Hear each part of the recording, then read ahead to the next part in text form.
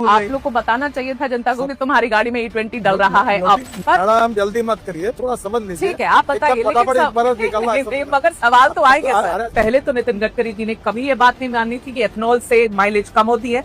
जब हरदीप पुरी जी ने ये बात मानी तब उन्होंने मानी। ब्लेंडेड पेट्रोल जब यूज कर रहे हैं तो माइलेज कम होगी कि नहीं, बस इतना ही पूछा मैंने। आप गलत बोलती हो, फिर समझो। देश की जनता अभी सीरियसली कंफ्यूज है कि नितिन गडकरी जी के पास पेट्रोलियम का कारभार है कि इनके पास ट्रांसपोर्ट का डिपार्टमेंट है। आप एथनॉल के ब्रांड एम्बेसडर बन के बैठे हुए।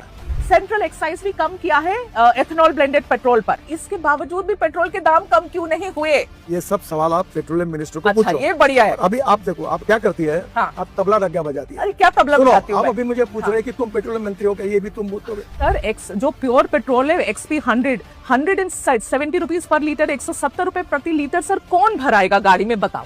ये पेट्रोलियम विषय के जितने प्रश्न है ना, अब वो पेट्रोलियम मंत्री से ही भागता है। आपके बेटे की जो कंपनी है सियान एग्रो, उसकी नेट प्रॉफिट पिछले 5 सालों में 4500% ऊपर बढ़ गई है। इतने 1000 करोड़ की आप बना देते हैं हाईवे, और आपने एकदम बेस्ट टेक्नोलॉजी, बेस्ट मटेरियल। पहली बारिश गड्ढा हो जाता है, फिर आप कहेंगे कि सवाल पूछो तो गलत है। ऐसे कैसे? मैं एंटी नेशनल थोड़ी हो जाऊंगी सवाल पूछूंगी तो। मैं आपको दिल्ली देहरादून पूछूंगी, सर उस पे गड्ढे हुए थे सर। तो आप सबको पेड कैंपेन बोलेंगे, आप कहेंगे सब पेड कैंपेन है, सब ऐसे लोग हैं। ऐसे नहीं, जनता के भी सवाल है ना सर, कभी तो मान लेना चाहिए। अगर कोई बात झूठ बोलने से डिफेमेशन केस होती है। हाँ, आपने जो पढ़ा इसके ऊपर मैं आपके ऊपर डिफेमेशन केस भी कर सकता हूँ।